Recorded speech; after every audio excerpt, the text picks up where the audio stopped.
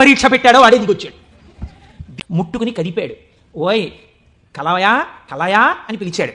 పిలిస్తే ఆయన గభాలన బాహ్య స్మృతిని పొంది అబ్బా శంకరుడు వచ్చేసాడన్నాడు. నిజంగా కనపడితే ఇలా అరుపులు కేకలు ఉండవు. కందులంబట నీరు కారిపోతూ ఆ స్వామి పాదాల మీద పడిపోయి ఏ సుగంధిం పుష్టివర్ధనం అన్నాడు. ఆ శ్వాసన పీలుస్తూ అలా పడిపోయి ఉండిపోయాడు.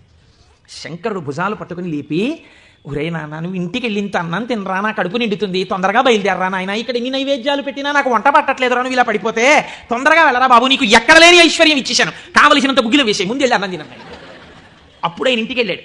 ఇంటికి వెళ్ళి షడ్రసోపేతమైనటువంటి భోజనాన్ని నాయనార్ స్వీకరించాడు. దీన్ని గుగ్గిల నాయనార్ అంటారు పెరియ పురాణంలో. ఎందుకంటే శివపురాణం చెప్పుకుంటూ నాయనార్ల చరిత్రని అనుసంధానం చేసి ఉత్తరాయణ పుణ్యకాలంలో నాయనార్ల గురించి వింటే పార్వతీ సహితుడైనటువంటి ఆ పరమశివుడు పొంగిపోయి పరవశించిపోతాడు. అందుకే లౌకికమైన ఉదాహరణలు మానేసి అవసరమైన చోట నాయనార్ల చరిత్రలే కలిపేద్దాం. ఇలా 63 మంది నాయనార్ల గురించి నేను చెప్పగలిగితే నా జన్మధన్యం అయిపోతుంది అని ఒక నాయనార్ని కలిపాను ఇవాళ.